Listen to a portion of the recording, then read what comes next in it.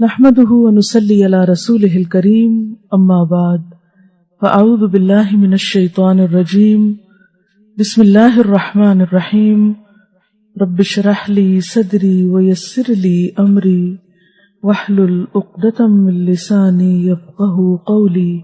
نماز میں ہم سب سے پہلے نیت کرتے ہیں۔ وضو ہوتا نہیں جب تک نیت نہ ہو، اور نیت ہوتی نہیں جب تک اندر سوچ مضبوط نہ ہو۔ اندر کی سوچ کا نام نیت ہے۔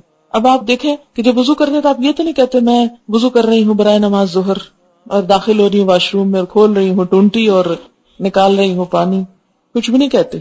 جا کے سوچ کے ساتھ اللہ کے لیے وضو ہے، بسم اللہ پڑھ کے ہاتھ دھوتے ہیں اور کلی شروع کر دیتے ہیں اور وضو ہو جاتا ہے۔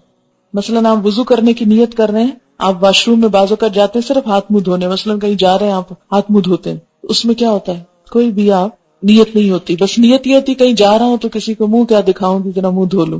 نماز میں بھی اسی طرح یہ جو ہم نے پنجابی، اردو، انگریزی کی نیتیں خود بنائی ہوئی ہیں نا، خود ساختہ، ٹھیک ہے، اگر نبی صلی اللہ علیہ وسلم نے سکھائی ہوتی تو ایک ہی ہوتی، یہ چونکہ ہم نے بنائی ہوئی ہے اس لیے ہر زبان کی مختلف ہے، ہر لوگوں کی مختلف ہے، تو زبان سے نیت کا بولنا ضروری نہیں ہے بلکہ دل میں۔ اچھا آپ دیکھیں کہ جب ہم بعض اوقات زبان سے بول رہے ہوتے ہیں تو دماغ کو کام کرنے کی ضرورت ہی نہیں پیش آتی، ہم رٹے ہوئے طوطے کی طرح بس بول کے ختم کر دیتے ہیں ایک بات۔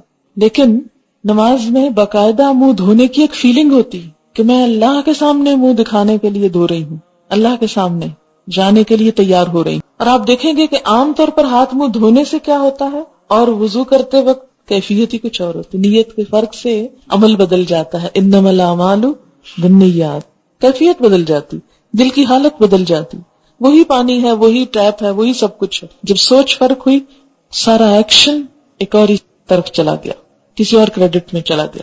تو نماز میں نیت دماغ کی حضوری ہے، دل کی حضوری، کیا کرنے جا رہے ہو، کہاں کھڑے ہو، اس وقت کیا کر رہے ہو، یہ نہیں کہ آئے اور منہ سے بول دی اور کوئی پتہ نہیں کیا کر رہے ہیں اور کیا نہیں کر رہے۔